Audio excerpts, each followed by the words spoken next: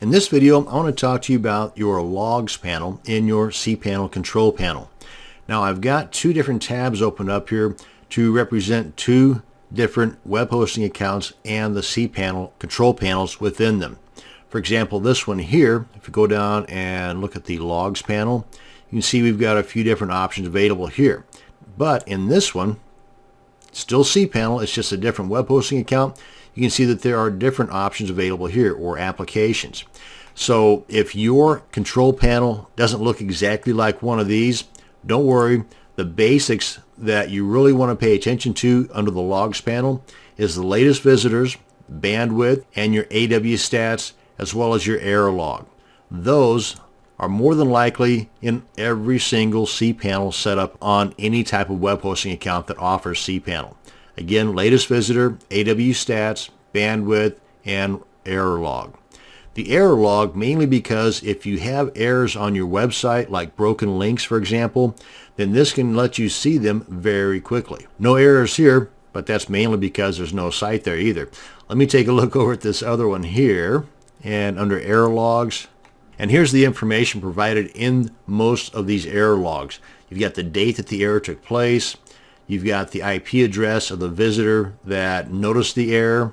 You've got the error right here, which in this case is, I believe, a 404. And you got different types of errors that take place. But if we use this top one here, if we scroll on over, this gives you the path to the actual error itself and the page or file that is causing the error. So with this information, you can quickly get in and fix that error. So we come on back out of here, head on back over to home. That's the error log. The latest visitors gives you the IP address of that visitor, the page that they went to, the time they went there, the size of that file, where they came from, and the user agent, which is typically the browser that they're using. And we come on back here, go to home, and the bandwidth is something that you can monitor here in detail over here on the left panel. Usually it's right up here close to the top. Monthly bandwidth transfer. This gives you an idea as to how much bandwidth is being used throughout the month. So at this point, obviously, there's not much to worry about because there's hardly anything. There's nothing actually even registering, because as the usage takes place, you'll get a color guide here to kind of let you know at a quick glance if you are okay, or if it's getting into the red close to the end here, that you need to make some adjustments. But that's the monthly transfer right there at a glance. And to get the details, you click on the bandwidth link there, and this can give you the traffic for today, for the past 7 days, the past 12 months.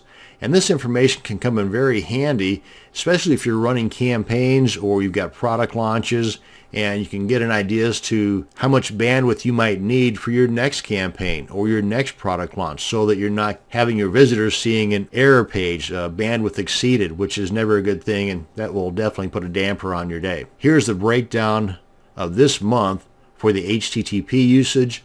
The three options here are pretty much your email stuff, and then the FTP. And then the combined matches that total bandwidth that I just showed you in that left column on the front page. So that's the bandwidth. If we come on back home here and we check the most important one, in my humble opinion anyway, and that's the AW stats. This gives you a breakdown of all the traffic coming into your website, and you can choose the date right here for the particular report. Now, the reports or the information contained down here are broken down in different ways. You got the monthly history, days of the month, and you can see the traffic here. And again, these can come in very handy if you are doing any type of product launches or campaigns to generate income.